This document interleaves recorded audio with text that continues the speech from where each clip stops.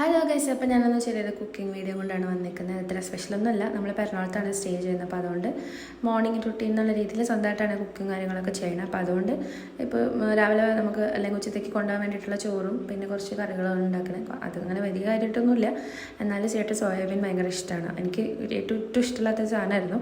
പക്ഷേ ഇപ്പം തന്നെ കുക്ക് ചെയ്ത് പല രീതിയിൽ കുക്ക് ചെയ്യുമ്പോൾ നമുക്ക് കുഴപ്പമില്ല.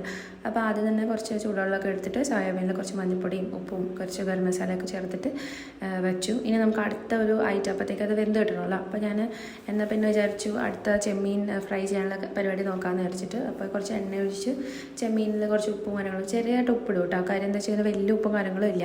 പിന്നെ മഞ്ഞൾപ്പൊടി ചേർക്കും. എല്ലാവരും ഓയിൽ ഒഴിച്ച് ചെയ്യുമെന്ന് എനിക്കറിയില്ല, പക്ഷേ ഇത് ഞാനിപ്പോൾ ഇന്ന് ഒന്ന് ഇച്ചിരി ഓയിൽ ഒഴിച്ചിട്ട് ചെയ്യാമെന്ന് വിചാരിച്ച് നോക്കി. യൂഷ്വലി അങ്ങനെ ചെയ്യാറില്ല, പക്ഷേ കുറച്ച് ഓയിൽ ഒഴിക്കാമെന്ന് വിചാരിച്ചു. അപ്പോൾ അതങ്ങനെ ഒഴിച്ചിട്ട് മിക്സിയിലിട്ട് ജസ്റ്റ് ഒന്ന് ഗ്രൈൻഡ് ചെയ്തെടുക്കാമെന്ന് വിചാരിച്ചു. അപ്പോൾ ഇതാണ് എൻ്റെ ചെമ്മീൻ ചമ്മന്തി. പിന്നെ വിചാരിച്ചതെന്ന് വെച്ചിട്ടുണ്ടെങ്കിൽ നമ്മളെപ്പോഴും പ്ലാൻ ചെയ്യുന്ന ഒരു ഈസി സാലഡാണല്ലോ. അപ്പോൾ ഞാൻ കുറച്ച് സവാള അരിഞ്ഞു, പിന്നെ വീട്ടിൽ നിന്ന് കൊണ്ടുവന്ന കുറച്ച് തൈരും കാര്യങ്ങളും ഉണ്ടായിരുന്നു. അപ്പോൾ കുറച്ച് ഉപ്പ് ഇട്ടു, പിന്നെ പച്ചമുളക് ആക്ച്വലി പഴുത്തു പോയതാണ് കേട്ടോ. അപ്പോൾ അത് കളയാതെ വയ്ക്കാൻ വേണ്ടി എടുത്തു. പിന്നെ നല്ല കട്ട തൈര്, അത് വീട്ടിൽ നിന്ന് കൊണ്ടുവന്ന സാധനമാണ്. അപ്പോൾ അതുകൊണ്ട് അധികം പുളിയൊന്നുമില്ല, അമ്മ ഫ്രഷായിട്ട് ചെയ്തതാണ്. പിന്നെ അതിലേക്ക് കുറച്ചൊരു മുളക് പൊടി ചേർത്തു, ജസ്റ്റ് ഒരു ടേസ്റ്റിന് വേണ്ടിയിട്ട് ഇച്ചിരി മുളക് പൊടി ചേർത്തിട്ടുണ്ട്.